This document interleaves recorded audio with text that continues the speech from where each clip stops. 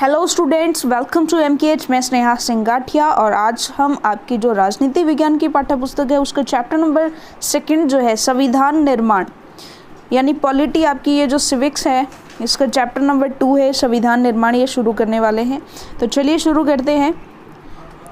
परिचय। पिछले अध्याय में हमने देखा कि लोकतंत्र में शासक लोग मनमानी करने के लिए आज़ाद नहीं हैं। कुछ बुनियादी नियम और जिनका पालन नागरिकों और सरकार दोनों को करना होता है, ऐसे सभी नियमों का सम्मिलित रूप क्या कहलाता है? संविधान कहलाता है। तो संविधान क्या होता है कि कुछ बुनियादी नियम होते हैं जिनका पालन नागरिकों को भी करना होता है और सरकार को भी करना होता है। तो ऐसे नियमों का जो सम्मिलित रूप है उसे संविधान कहते हैं। देश का सर्वोच्च कानून होने की हैसियत से संविधान नागरिकों के अधिकार, सरकार की शक्ति और उनके कामकाज के तौर तरीकों का निर्धारण करता है।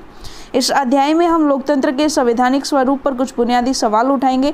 हमें संविधान की ज़रूरत क्यों होती है, संविधान बनते कैसे हैं, उन्हें कौन बनाता है और किस तरीके से बनाता है, किसी लोकतांत्रिक देश के संविधान को आकार देने वाले मूल्य कौन कौन से हैं, एक बार संविधान बन जाने के बाद क्या हम बाद में जो बदलती स्थितियां हैं उसके अनुरूप उसमें बदलाव भी कर सकते हैं क्या। हाल के दिनों में संविधान बनाने का एक उदाहरण दक्षिण अफ्रीका का है। वहाँ क्या हुआ और दक्षिण अफ्रीकी लोगों ने किस तरह से अपने संविधान निर्माण के काम को अंजाम दिया, हम इस अध्याय की शुरुआत में उसी अनुभव की ओर गौर करेंगे। इसके बाद हम भारतीय संविधान के निर्माण और इसके पीछे के मौलिक विचारों, मूल्यों की चर्चा करेंगे और देखेंगे कि हम किस तरह नागरिक के जीवन और सरकार के अच्छे कामकाज के लिए बढ़िया ढांचा जो है वो उपलब्ध कराता है। तो चलिए शुरू करते हैं। दक्षिण अफ्रीका में लोकतांत्रिक संविधान। तो ये नेल्सन मंडेला है। मैंने गोरों के प्रभुत्व के खिलाफ संघर्ष किया है और मैंने ही अश्वेतों के प्रभुत्व का विरोध किया है। मैंने एक ऐसे लोकतांत्रिक और स्वतंत्र समाज की कामना की है जिसमें सभी लोग पूरे मेल जोल के साथ रहें और सबको समान अवसर उपलब्ध हों। मैं इसी आदर्श के लिए जीवित रहना और उसे पाना चाहता हूं और अगर ज़रूरत पड़ी तो इस आदर्श के लिए मैं जान देने को भी तैयार हूं। यह नेल्सन मंडेला का कथन है, जिन पर दक्षिण अफ्रीका की गोरों की सरकार ने देशद्रोह का मुकदमा चलाया था। उन्हें और 7 अन्य नेताओं को 1964 में देश में रंग भेद से चलने वाली शासन व्यवस्था का विरोध करने के लिए आजीवन कारावास की सजा दी गई थी। अगले 28 वर्षों तक उन्होंने दक्षिण अफ्रीका की सबसे भयावह जेल रोबेन द्वीप में कैद रखा गया था। रंगभेद के खिलाफ संघर्ष। देखिए, रंगभेद नस्ली भेदभाव पर आधारित उस व्यवस्था का नाम है जो दक्षिण अफ्रीका में विशिष्ट तौर पर चलाई गई। दक्षिणी अफ्रीका पर यह व्यवस्था यूरोप के गोरे लोगों ने लादी थी। 17वीं और 18वीं सदी में व्यापार करने आई यूरोप की कंपनियों ने दक्षिण अफ्रीका को भी इसी तरह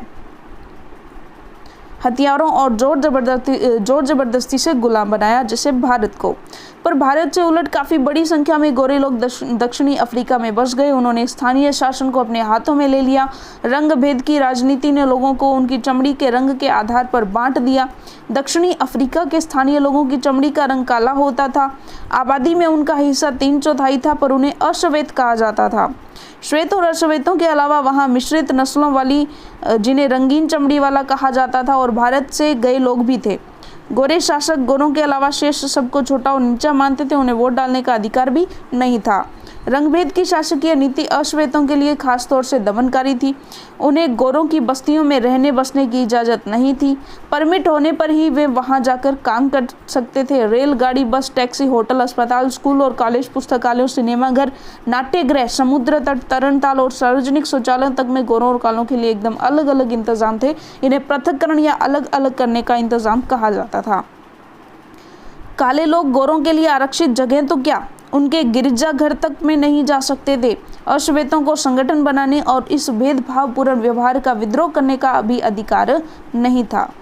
1950 से ही अश्वेत, रंगीन चमड़ी वाले और भारतीय मूल के लोगों ने रंगभेद प्रणाली के खिलाफ संघर्ष किया। उन्होंने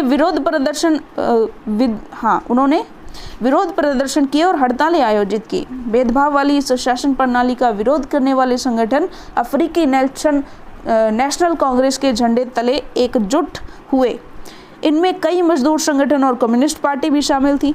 अनेक समझदार और संवेदनशील गोरे लोग भी रंगभेद समाप्त करने के आंदोलन में अफ्रीकी नेशनल कांग्रेस के साथ आए। उन्होंने इस संघर्ष में प्रमुख भूमिका भी निभाई। अनेक देशों ने रंगभेद की निंदा की और इस व्यवस्था के खिलाफ आवाज उठाई, लेकिन गोरी सरकारों ने हजारों अश्वेत और रंगीन चमड़ी वाले लोगों की हत्या और दमन करते हुए अपना शासन जो है वो जारी रखा।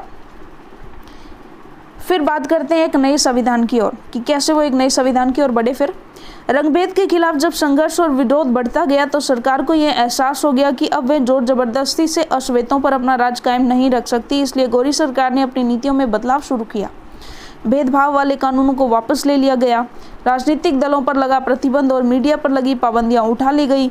28 वर्ष तक जेल में कैद रखने के बाद नेल्सन मंडेला को आज़ाद कर दिया गया और 26 अप्रैल 1994 की मध्य रात्रि को दक्षिणी अफ्रीका गणराज्य का नया झंडा लहराया और यह दुनिया का एक नया लोकतांत्रिक देश बन गया। रंगभेद वाली शासन व्यवस्था समाप्त हुई, सभी नस्ल के लोगों की मिलीजुली सरकार के गठन का रास्ता खुला। अब यह सब हुआ कैसे?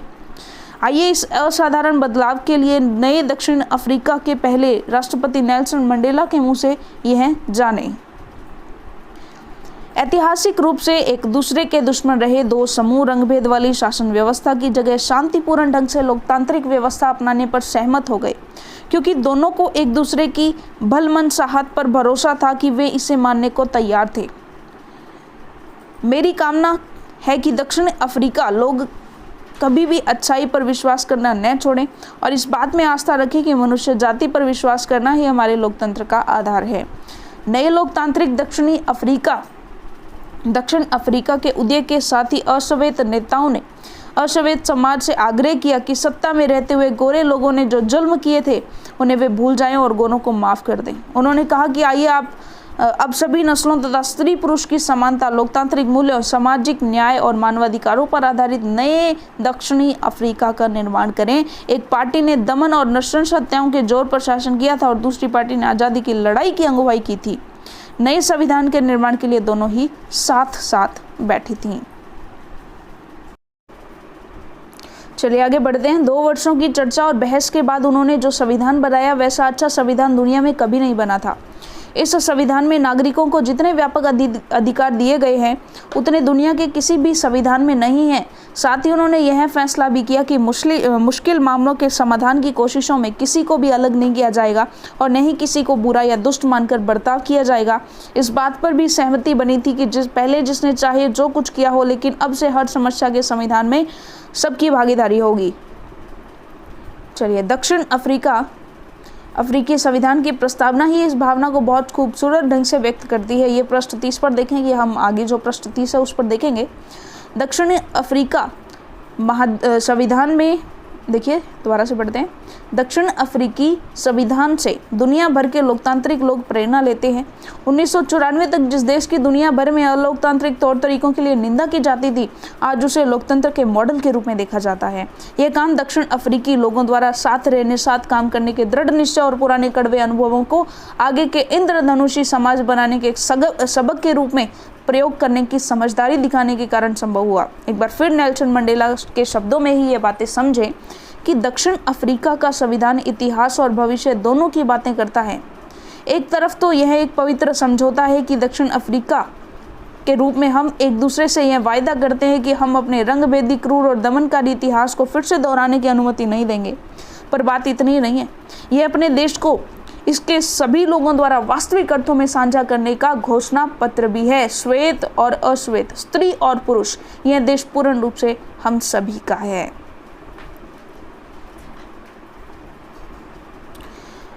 तो ये हमने वहाँ पर दक्षिण अफ्रीका में जो हुआ उसके बारे में जाना। अब हम टॉपिक पर बात करते हैं कि हमें संविधान की ज़रूरत क्यों है। देखिए, जो हमारा पिछला अध्याय था, हमने वहाँ पर पढ़ा कि हमें लोकतंत्र की क्यों ज़रूरत है और लोकतंत्र के जो साध्य है उसके रूप में हमने संविधान को पढ़ा।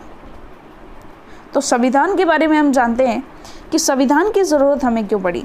तो हमें एक संविधान की ज़रूरत क्यों है और संविधान क्या करता है, इस बात को हम दक्षिण अफ्रीका के उदाहरण से समझ सकते हैं। इस नए लोकतंत्र में दमन करने वाले और दमन सहने वाले दोनों ही साथ साथ समान हैसियत से रहने की योजना बना रहे थे। दोनों के लिए ही एक दूसरे पर भरोसा कर पाना आसान नहीं था। उनके अंदर अपने अपने किस्म के डर थे। वे अपने हितों की रखवाली भी चाहते थे। बहुसंख्यक अश्वेत इस बात पर चौकस थे कि लोकतंत्र में बहुमत के शासन वाले मूल सिद्धांत से कोई समझौता न हो। उन्हें बहुत सारे सामाजिक और आर्थिक अधिकार चाहिए थे। अल्पसंख्यक गोरों को अपनी संपत्ति और अपने विशेष अधिकारों की चिंता थी। लंबे समय तक चली बातचीत के दौरान दोनों पक्ष समझौते का रास्ता अपनाने को तैयार हुए। गोरे लोग बहुमत के शासन का सिद्धांत और एक व्यक्ति एक वोट को मान गए। वे गरीब लोगों और मजदूरों के कुछ बुनियादी अधिकारों पर भी सहमत हुए।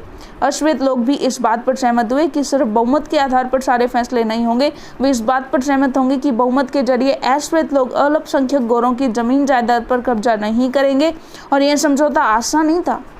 इस समझौते को लागू करना और भी कठिन था। इसे लागू करने के लिए पहली जरूरत थी कि वे एक दूसरे पर भरोसा करें, और अगर वे एक दूसरे पर भरोसा कर भी ले तो क्या गारंटी है कि भविष्य में इसे तोड़ा नहीं जाएगा। तो ऐसी स्थिति में भरोसा बनाने और बरकरार रखने का एक ही तरीका है कि जो बातें तय हुई उन्हें लिखित पढ़त में ले लिया जाए, और जिससे सभी लोगों पर उन्हें मानने की बाध्यता रहे। भविष्य में शासकों का चुनाव कैसे होगा, इसके बारे में नियम तय होकर लिखित रूप में आ जाते हैं।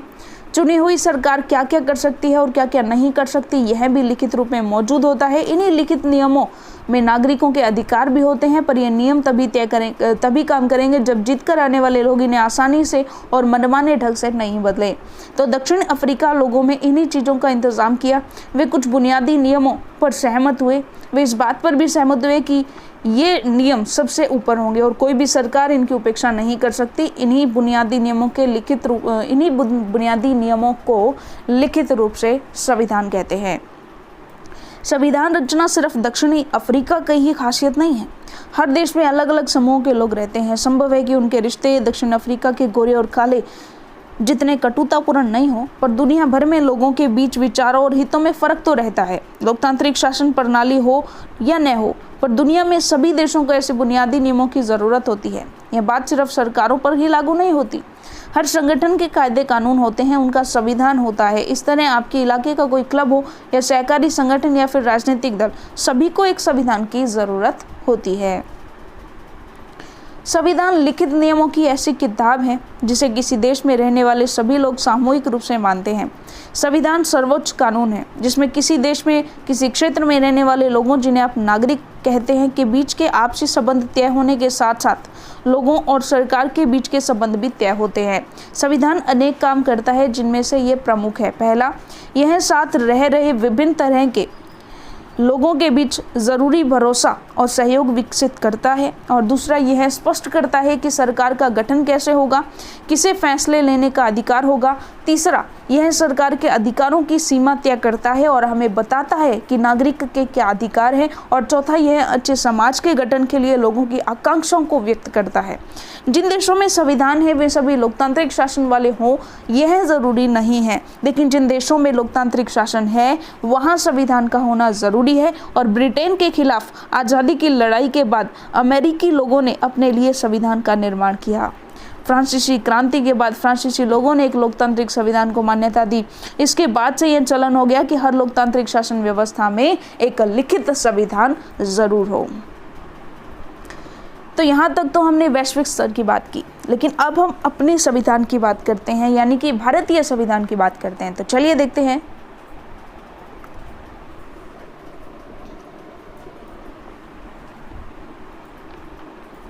यहाँ पर कुछ व्यक्तियों का परिचय भी दिया गया है, जैसे सरोजिनी नायडू, वल्लभ भाई झावर भाई पटेल। तो ये सब इनका जो इंट्रोडक्शन है वो आप स्वतः पढ़ लेंगे। चलिए हम टॉपिक की बात करते हैं, भारतीय संविधान का निर्माण। दक्षिण अफ्रीका की तरह भारत का संविधान भी बहुत कठिन परिस्थितियों के बीच बना। भारत जैसे विशाल और विविधता भरे देश के लिए संविधान बनाना आसान काम नहीं था। भारत के लोग तब गुलामी की हैसियत से निकलकर नागरिक की हैसियत पाने जा रहे थे। देश ने धर्म के आधार पर हुए बंटवारों की विभीषिका झेली थी। भारत और पाकिस्तान के लोगों के लिए बंटवारा भारी बर्बादी और दहलाने वाला अनुभव था। विभाजन से जुड़ी हिंसा में सीमा के दोनों तरफ कम से कम 10 लाख लोग मारे जा चुके थे। एक बड़ी समस्या और भी थी। अंग्रेजों ने देसी रियासतों के शासकों को यह आज़ादी दे दी थी कि वे भारत या पाकिस्तान जिसमें इच्छा हो अपनी रियासत का विलय कर दे या स्वतंत्र रहे। इन रियासतों का विलय मुश्किल और अनिश्चय भरा काम था।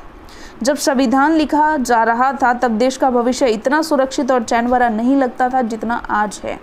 संविधान निर्माताओं को देश के वर्तमान और भविष्य की चिंता थी। संविधान निर्माण का रास्ता। सारी मुश्किलों के बावजूद भारतीय संविधान निर्माताओं को एक बड़ा लाभ था।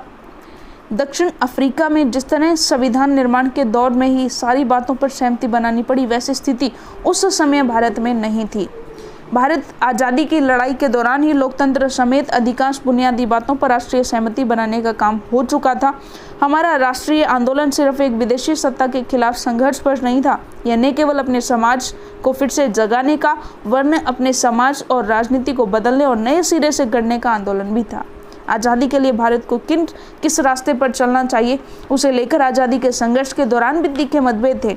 ऐसे कुछ मतभेद अब तक भी बने हुए हैं, पर कुछ बुनियादी विचारों पर लगभग सभी लोगों की सहमति कायम हो चुकी थी। 1928 में ही मोतीलाल नेहरू और कांग्रेस के 8 अन्य नेताओं ने भारत का एक संविधान लिखा था। 1931 में कराची में हुए भारतीय राष्ट्रीय कांग्रेस के अधिवेशन में एक प्रस्ताव में यह रूपरेखा रखी गई थी कि आज़ाद भारत का संविधान कैसा होगा। इन दोनों ही दस्तावेजों में स्वतंत्र भारत के संविधान में सार्वभौम वयस्क मताधिकार, स्वतंत्रता और समानता का अधिकार और अल्पसंख्यकों के अधिकारों की रक्षा की बात कही गई थी। इस प्रकार संविधान की रचना करने के लिए बैठने से पहले ही कुछ बुनियादी मूल्यों पर सभी नेताओं की सहमति बन चुकी थी।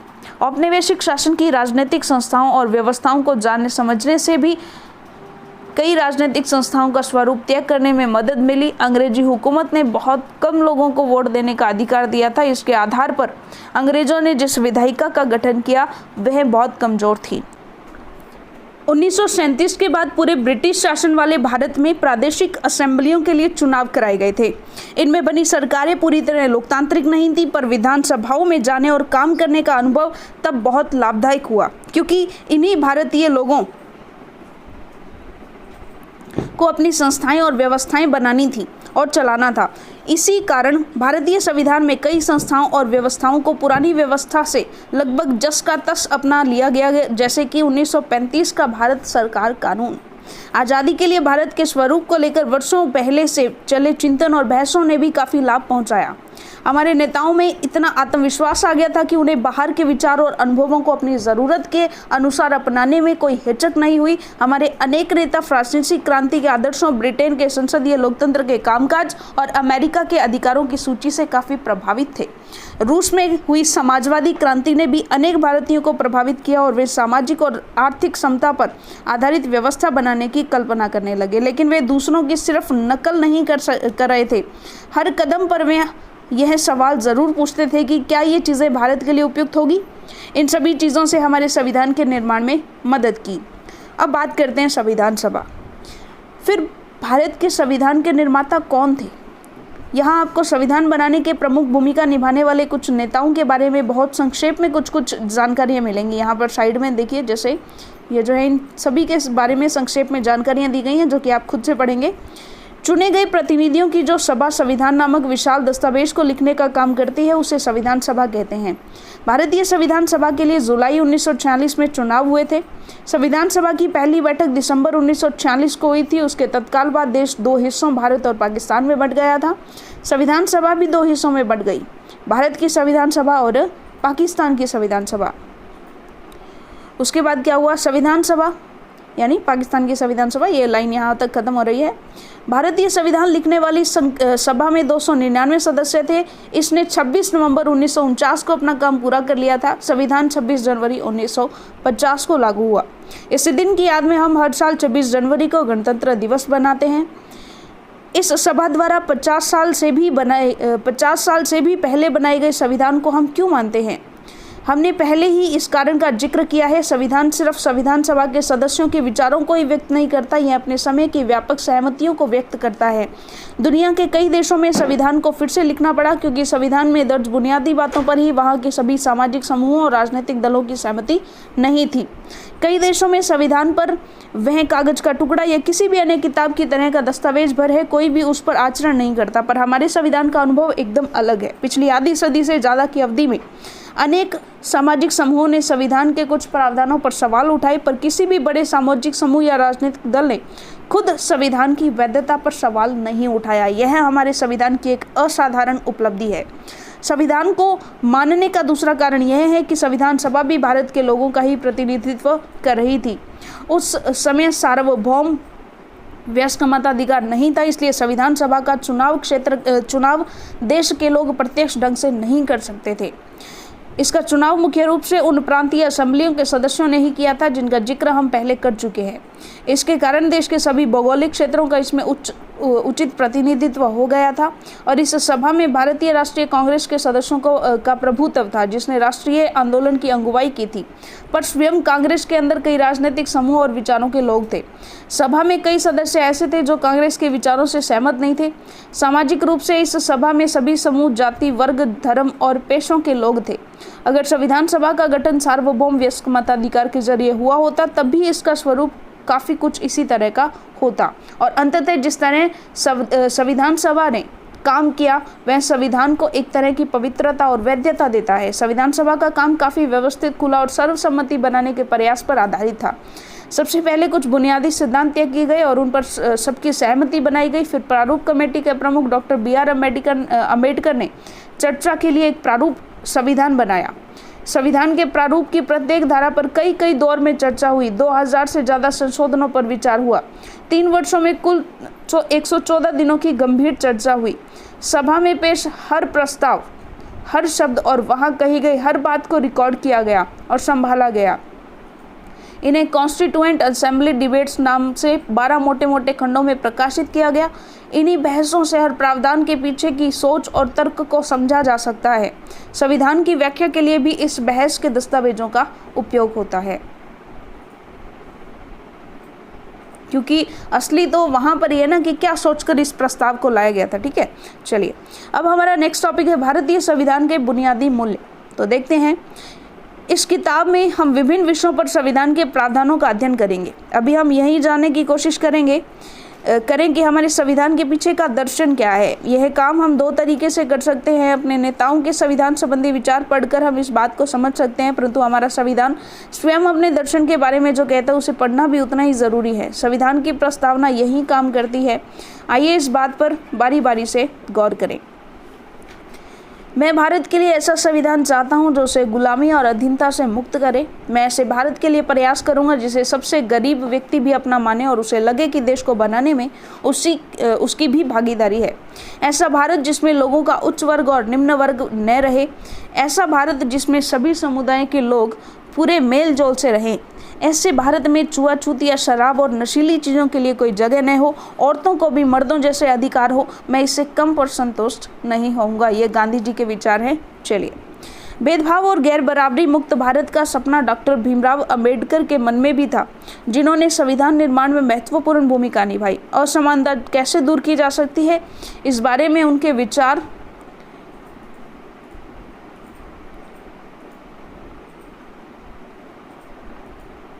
दूसरों से अलग थे। उन्होंने अक्सर गांधी और उनके नजरिए की कटु आलोचना की। संविधान सभा में दिए गए उनके अंतिम भाषण में उन्होंने अपनी चिंताओं को बहुत स्पष्ट ढंग से रखा था। चलिए आगे देखते हैं। 26 जनवरी 1950 को हम विरोधाभासों से भरे जीवन में प्रवेश करने जा रहे हैं। राजनीति के मामले में हमारे यहाँ समानता होगी, पर आर्थिक और सामाजिक जीवन असमानताओं से भरा होगा। राजनीति में हम एक व्यक्ति एक वोट और हर वोट का समान महत्व के सिद्धांत को मानेंगे। अपने सामाजिक और आर्थिक जीवन में हम अपने सामाजिक और आर्थिक ढांचे के कारण ही एक व्यक्ति एक वोट के सिद्धांत को नकारना जारी रखेंगे। हम इस विरोधाभासपूर्ण जीवन को कितने लंबे समय तक जीते रहेंगे? हम अपने सामाजिक और आर्थिक जीवन में कब तक समानता को नकारते रहेंगे? अगर ये नकारना ज़्यादा लंबे समय तक चला तो हम अपने राजनीतिक लोकतंत्र को ही संकट में डालेंगे। तो आखिर में आइए हम 15 अगस्त 1947 के मध्य रात्रि के समय संविधान सभा में दिए जवाहरलाल नेहरू के प्रसिद्ध भाषण को याद करें। तो ये भाषण नीचे दिया गया है जवाहरलाल नेहरू का। वर्षों पहले हमने अपनी नियति के साथ साक्षात्कार किया था और वक्त आ गया है कि हम अपने वायदों पर अमल करें। देखिए, जवाहरलाल नेहरू का परिचय भी यहाँ पर साइड में दिया गया है। सभी जो मुख्य भूमिका में नेता रहे थे जो या संविधान सभा के सदस्य थे, तो यहाँ पर उन सभी का परिचय दिया गया है। तो ये भी आप स्वतः इस चीज़ को पढ़ लीजिएगा। वर्षों पहले हमने अपनी नियति के साथ साक्षात्कार किया था और अब वक्त आ गया है कि हम अपने वायदों पर अमल करें, पूरी तरह या हर तरह से नहीं तो काफ़ी हद तक। घड़ियां जब ठीक मध्य रात्रि का घंटा बजाएगी, जब सारी दुनिया सोती होगी, तब भारत नए जीवन की शुरुआत करेगा, आज़ाद होगा। इतिहास में कभी कभार ही सही पर एक ऐसा क्षण जरूर आता है जब हम पुराने को छोड़कर नए में प्रवेश करते हैं, जब एक युग का अंत होता है और जब लंबे समय से किसी राष्ट्र की दबी हुई आत्मा प्रस्फुटित होती है, आवाज पाती है। ऐसे पवित्र क्षण में हम अपने आप को भारत और उसके लोगों और उससे भी अधिक मानवता की सेवा में समर्पित करें, यही हमारे लिए उचित है। आज़ादी और सत्ता जिम्मेवारियां लाती हैं। भारत के संप्रभु लोगों का प्रतिनिधित्व करने वाली इस संप्रभुता संपन्न सभा के ऊपर अब जिम्मेदारी है। इसमें कुछ दर्द अभी भी बने हुए हैं। देखिए, आज़ादी के जन्म से पूर्व हमने पूरी प्रसव पीड़ा झेली है और इस क्रम में हुए दुखों से हमारा दिल भारी है। इसमें कुछ दर्द अभी भी बने हुए हैं, फिर भी इतिहास अब बीत चुका है और भविष्य हमें सुनहरे संकेत दे रहा है। यह भविष्य बहुत आराम करने और सुस्ताने का नहीं, बल्कि उन वायदों को पूरा करने के लिए निरंतर प्रयास करने का है जिन्हें हमने अक्सर किया है और एक शब्द हम आज भी लेंगे। भारत की सेवा करने का अर्थ है दुख और परेशानियों में पड़े लाखों करोड़ों लोगों की सेवा करना। इसका अर्थ है दरिद्रता का, अज्ञान और बीमारियों का, अवसर की असमानता का अंत। हमारे युग के महानतम आदमी की कामना हर आंख से आंसू पोंछने की है। संभव है यह काम हमारे भर से पूरा न हो, पर जब तक लोगों की आंखों में आंसू है, कष्ट है, तब तक हमारा काम खत्म नहीं होगा। चलिए आगे देखते हैं संविधान का दर्शन। जिन मूल्यों ने स्वतंत्रता संग्राम की प्रेरणा दी और उसे दिशा निर्देश दिए तथा जो इस क्रम में जांच परख लिए गए, वे ही भारतीय लोकतंत्र का आधार बने। भारतीय संविधान की प्रस्तावना में इन्हें शामिल किया गया। भारतीय संविधान की सारी धाराएं इन्हीं के अनुरूप बनी हैं। संविधान की शुरुआत बुनियादी मूल्यों की एक छोटी सी उद्देशिका के साथ होती है। इसे संविधान का प्रस्तावना या उद्देशिका कहते हैं। अमेरिकी संविधान की प्रस्तावना से प्रेरणा लेकर समकालीन दुनिया के अधिकांश देश अपने संविधान की शुरुआत एक प्रस्तावना के साथ करते हैं। तो देखिए, संयुक्त राज्य के हम सभी लोग अधिक अच्छा संघ बनाने, न्याय की स्थापना करने, घरेलू शांति बनाने, साझा सुरक्षा व्यवस्था बनाने, जन कल्याण को बढ़ावा देने और अपने और अपनी समृद्धि में स्वतंत्रता का लाभ लेने के लिए संयुक्त राज्य अमेरिका के इस संविधान को स्थापित करते हैं और इसका अभिषेक करते हैं। ये संयुक्त राज्य का है। हम दक्षिण अफ्रीका के लोग अपने इतिहास में हुए अन्याय को स्वीकार करते हैं। अपनी भूमि पर आज़ादी और न्याय के लिए संघर्ष करने में कष्ट उठाने वालों को सलाम करते हैं। अपने देश को बनाने और विकसित करने में मदद करने वालों का आदर करते हैं और मानते हैं कि दक्षिण अफ्रीका उन सभी का है जो यहाँ रहते हैं, यहाँ की विविधता से जुड़े हैं। इसलिए स्वतंत्र रूप से चुने अपने प्रतिनिधियों के माध्यम से अपने गणतंत्र के सर्वोच्च कानून के तौर पर इस संविधान को स्वीकार करते हैं, जिससे पहले के विभाजन मिटे और लोकतांत्रिक मूल्यों, सामाजिक न्याय और मौलिक मानवाधिकारों पर आधारित एक समाज बन सके। एक ऐसे लोकतांत्रिक और मुक्त समाज की स्थापना हो जिसमें सरकार लोगों की इच्छा के अनुसार बने और चले तथा हर व्यक्ति को कानून से समान संरक्षण मिले, सभी नागरिकों के जीवन की गुणवत्ता में सुधार हो और हर एक व्यक्ति की संभावनाओं को फलने फूलने की स्वतंत्रता हो और एक संयुक्त और लोकतांत्रिक दक्षिण अफ्रीका का निर्माण हो जो राष्ट्रों के समूह में एक संप्रभु देश के तौर पर अपना उचित स्थान प्राप्त कर सके। ईश्वर हमारे लोगों की रक्षा करे। चलिए आगे बढ़ते हैं। आइए हम अपने संविधान की प्रस्तावना को बहुत सावधानी से पढ़ें और उसमें आए प्रत्येक महत्वपूर्ण शब्दों के मतलब को समझें। संविधान की प्रस्तावना लोकतंत्र पर एक खूबसूरत कविता सी लगती है। इसमें वह दर्शन शामिल है जिस पर पूरे संविधान का निर्माण हुआ है। यह दर्शन सरकार के किसी भी कानून और फैसले के मूल्यांकन और परीक्षण का मानक तय करता है। इसके सहारे परखा जा सकता है कि कौन कानून, कौन फैसला अच्छा या बुरा है। इसमें भारतीय संविधान की आत्मा बसती है।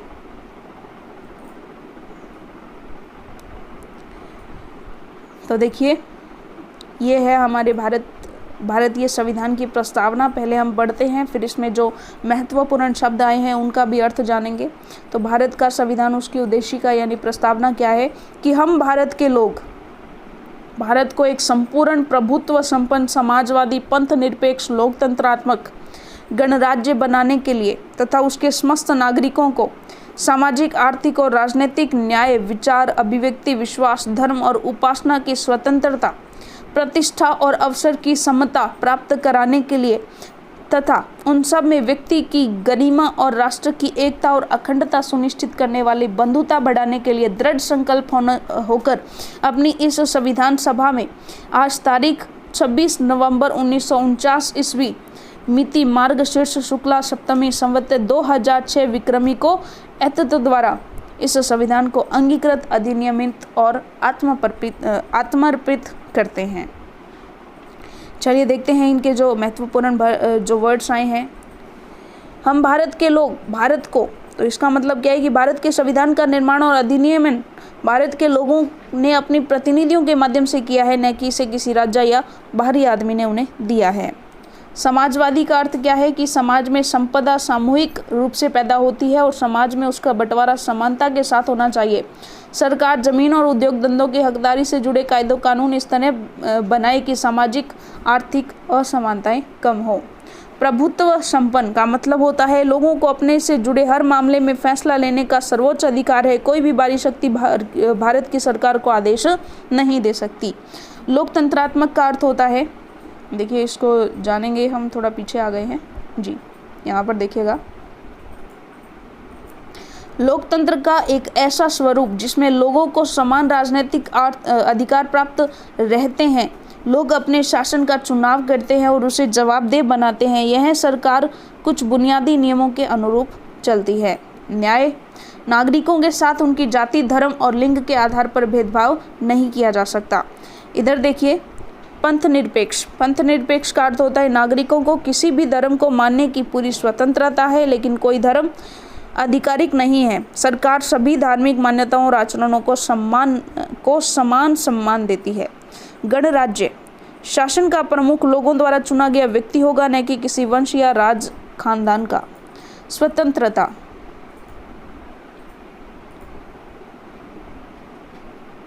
नागरिक कैसे सोचें, विचारों को अभिव्यक्त करें और अपने विचारों को किस तरह अमल करें, इस पर कोई अनुचित पाबंदी नहीं है। समता, कानून के समक्ष सभी लोग समान हैं।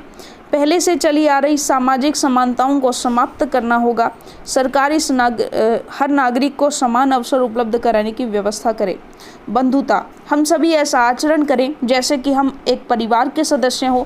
कोई भी नागरिक किसी दूसरे नागरिक को अपने से कमतर न समझे। और समाजवादी और पंथ निरपेक्ष जो शब्द हैं वो 42वें संविधान संशोधन द्वारा 1976 में संविधान की उद्देशिका में जोड़े गए थे। संस्थाओं का स्वरूप, संविधान सिर्फ मूल्यों और दर्शन का बयान भर नहीं है। जैसा कि हमने पहले जिक्र किया है, संविधान उन मूल्यों को संस्थागत रूप देने की कोशिश है जिसे हम भारत का संविधान कहते हैं। उसका अधिकांश हिस्सा इन्हीं व्यवस्थाओं को तय करने वाला है। यह एक बहुत ही लंबा और विस्तृत दस्तावेज है, इसलिए समय समय पर इसे नया रूप देने के लिए इसमें बदलाव की ज़रूरत पड़ती है। भारतीय संविधान के निर्माताओं को लगा ऐसे लोगों की भावनाओं के अनुरूप चलना चाहिए और समाज में हो रहे बदलावों से दूर नहीं रहना चाहिए। उन्होंने इसे पवित्र, स्थायी और न बदले जा सकने वाले कानून के रूप में नहीं देखा था, इसलिए उन्होंने बदलावों को समय समय पर शामिल करने का प्रावधान भी रखा और इन बदलावों को संविधान संशोधन कहते हैं। संविधान ने संस्थागत व्यवस्थाओं को बड़ी कानूनी भाषा में दर्ज किया है। अगर आप संविधान को पहली बार पढ़ें तो उसे समझना मुश्किल लगेगा, फिर भी संस्थाओं के बुनियादी स्वरूप को समझना बहुत मुश्किल नहीं है।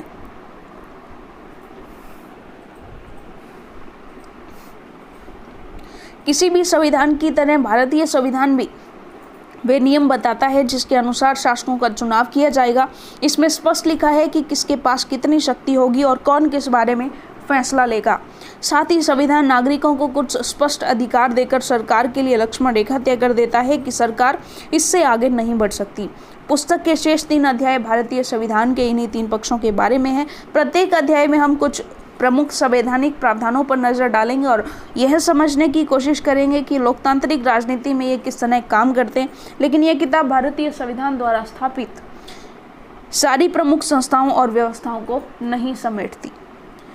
इसमें कुछ पहलुओं पर आपके अगले वर्ष की जो किताब है उसमें भी चर्चा होगी। तो यहाँ पर कुछ शब्द हैं जैसे रंगभेद, तो कुछ शब्दावलियाँ हैं उनको पढ़ लेते हैं। दक्षिण अफ्रीका की सरकार की 1948 से 1989 के बीच वाले लोगों के साथ नस्ली अलगाव और खराब व्यवहार करने वाली जो शासन व्यवस्था थी उसे रंगभेद कहते थे। धारा यानी किसी दस्तावेज का खास हिस्सा या कोई अनुच्छेद।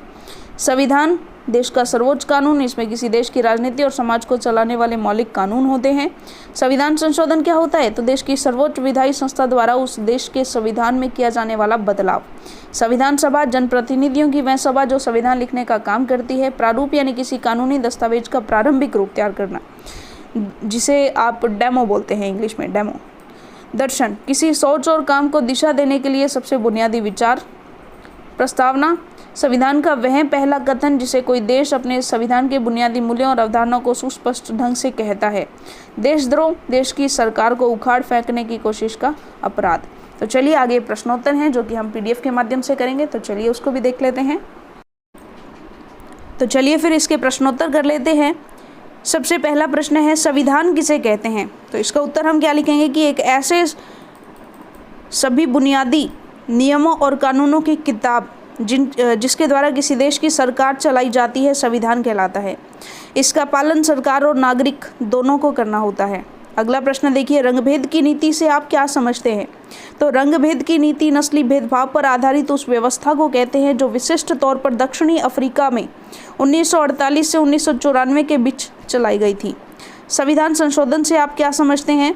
तो समय समय पर संविधान में जो परिवर्तन लाया जाता है उसे संविधान संशोधन कहते हैं। पंथ निरपेक्षता और धर्मनिरपेक्षता से आप क्या समझते हैं? तो पंथ निरपेक्षता और धर्मनिरपेक्षता वह विचारधारा है जिसके अंतर्गत धर्म या पंथ के आधार पर कोई राज्य किसी भी नागरिक को विशेष अधिकार नहीं देती। भारत एक धर्मनिरपेक्ष राज्य है, कैसे? तो भारत एक धर्मनिरपेक्ष राज्य है क्योंकि भारतीय संविधान के अनुसार यहाँ किसी भी धर्म, पंथ, जाति या जनसमूह को कोई विशेष अधिकार प्राप्त नहीं है। सबको पूर्ण धार्मिक स्वतंत्रता और समानता प्रदान की गई है। कोई भी व्यक्ति अपनी इच्छानुसार किसी भी समय पंथ बदलकर दूसरे पंथ में जा सकता है। कोई भी पंथ अपना धर्मस्थल, पूजा स्थल स्वतंत्र रूप से बना सकता है। उसे किसी भी तरह की उपासना करने की स्वतंत्रता है। सरकारी नौकरियां योग्यता के अनुसार दी जाती हैं, उसमें धर्म और पंथ का कोई भी भेदभाव नहीं होता है। भारतीय संविधान की प्रस्तावना में कौन से 4 मुख्य आदर्श जो है वो दिए गए हैं? तो जिस प्रकार हर पुस्तक से पहले भूमिका लिखी होती है उसी प्रकार हर संविधान के शुरू होने से पहले प्रस्तावना होती है। इससे पता चलता है कि संविधान के निर्माता क्या चाहते हैं, उनके द्वारा बनाए गए संविधान का क्या उद्देश्य है। तो भारतीय संविधान के आरंभ में भी दी गई जो प्रस्तावना है उसमें राज्य के उद्देश्यों और आदर्शों पर प्रकाश डाला गया है। इसके 4 प्रमुख आदेश इस प्रकार हैं। पहला, भारत को एक सार्वभौमिक प्रभुत्व संपन्न समाजवादी धर्मनिरपेक्ष लोकतांत्रिक गणराज्य बनाना। यानी एक तो सार्वभौमिक या प्रभुता संपन्न हो, समाजवादी हो, धर्मनिरपेक्ष हो, लोकतांत्रिक गणराज्य हो। यहाँ सामाजिक, आर्थिक और राजनीतिक न्याय स्थापित करना, विचार, अभिव्यक्ति, विश्वास, धर्म और उपासना की स्वतंत्रता प्रदान करना, प्रतिष्ठा और अवसर की भी क्षमता प्रदान करना। यहाँ पर समता होगा, समानता। हमारे संविधान की आवश्यकता क्यों है? हमें संविधान की आवश्यकता क्यों है? या फिर संविधान के द्वारा ही किसी लोकतांत्रिक देश की सरकार का निर्माण होता है। कोई 3 बिंदु देकर स्पष्ट कीजिए कि हमें संविधान की आवश्यकता क्यों है। तो देखिएगा, हम उत्तर लिखेंगे कि सरकार के विभिन्न अंगों में संविधान के कारण मतभेद नहीं होते हैं। यदि मतभेद होते भी हैं तो उसे संविधान के अनुसार सुलझा लिया जाता है। सरकार अपनी शक्तियों का दुरुपयोग नहीं कर सकती है। नागरिकों के मौलिक अधिकारों की रक्षा संविधान के द्वारा ही होती है। आगे देखिएगा कि भारतीय संविधान एक जीवंत दस्तावेज है, स्पष्ट कीजिए। या फिर क्वेश्चन आई कि भारतीय संविधान एक जीवित आलेख है, कैसे? समझाइएगा। तो हम लिखेंगे कि भारतीय संविधान एक जीवंत दस्तावेज है क्योंकि इसमें समय की गति को देखते हुए इसके कुछ भागों को बदलने की प्रक्रिया है। हम जब चाहें संविधान को बदल सकते हैं, इसमें संशोधन कर सकते हैं। यही कारण है कि इसे एक जीवंत दस्तावेज कहा जाता है। हम जब चाहे अपने संविधान को बदल सकते हैं। इस प्रक्रिया को क्या कहते हैं? तो इसे कहते हैं संविधान संशोधन। उन 3 प्रक्रियाओं का वर्णन करो जिससे संविधान में संशोधन होता है। तो 3 कौन कौन सी प्रक्रियाएं हैं? तो देखिए, संसद में उपस्थित मतदान करने वाले सदस्यों के साधारण बहुमत से प्रस्ताव पारित कर राष्ट्रपति के हस्ताक्षर। यानी सबसे पहले तो संसद में जितने भी सदस्य हैं उनसे प्रस्ताव पारित कराएंगे। वहाँ अगर वो प्रस्ताव पारित हो गया तो फिर हम उसे राष्ट्रपति के पास हस्ताक्षर होने के लिए भेजेंगे। ऐसा होने के बाद हम संविधान में संशोधन कर सकते हैं, यानी राष्ट्रपति के हस्ताक्षर होने के बाद। मतदान करने वाले 2/3 सदस्यों का बहुमत प्राप्त हो, राष्ट्रपति के हस्ताक्षर से संशोधन किया जा सकता है। मतदान करने वाले 2/3 सदस्यों के बहुमत के अलावा कुछ राज्यों की 50% विधायिकाओं का बहुमत हो तो भी संशोधन किया जा सकता है।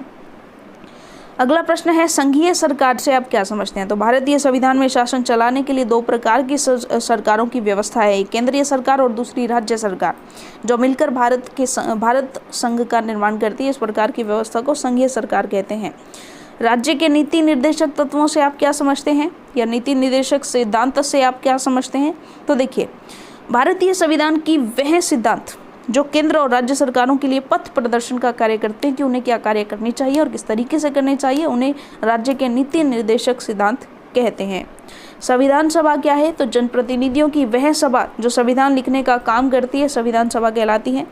संविधान की प्रस्तावना या उद्देशिका से आप क्या समझते हैं? तो देखिए, संविधान की शुरुआत बुनियादी मूल्यों की एक छोटी सी उद्देशिका के साथ होती है, जिसमें संविधान के उद्देश्य लिखे होते हैं और इसे ही संविधान की प्रस्तावना या उद्देशिका कहते हैं। अगला प्रश्न है, संविधान सभा की प्रथम बैठक कहाँ पर हुई है? बहुत ही महत्वपूर्ण है। तो देखिएगा, 9 दिसंबर 1946 को। संविधान निर्माण में कितने दिन लगे? ये भी क्वेश्चन बहुत ज़्यादा इंपॉर्टेंट है। जैसा आप सभी को आता ही होगा, संविधान निर्माण में 2 वर्ष 11 महीने और 28 दिन का समय जो है वो लगा था। संविधान लिखने वाली सभा में कितने सदस्य थे? तो इसमें 299 सदस्य थे। संविधान सभा के अध्यक्ष कौन थे? डॉक्टर राजेंद्र प्रसाद। प्रारूप समिति के अध्यक्ष कौन थे? डॉक्टर भीमराव अंबेडकर। संविधान सभा को मिनी भारत, लघु भारत क्यों कहा जाता है? तो संविधान सभा में भारत के सभी धर्मों, सभी समाज के लोगों को प्रतिनिधित्व दिया गया था। यही कारण है कि संविधान सभा को मिनी भारत या फिर लघु भारत कहा जाता है। तो देखिए, बहुत ही खूबसूरत सा अध्याय था जो कि हमारा यहाँ पर पूर्ण होता है। और अगला अध्याय भी जो है, जैसा कि आपने देखा कि संविधान के बारे में ही है, लोकतंत्र के बारे में है, राजनीति विज्ञान की ये चैप्टर्स चल रहे हैं। तो अगला अध्याय हम पढ़ेंगे हमारी अगली वीडियो में। तब तक के लिए धन्यवाद।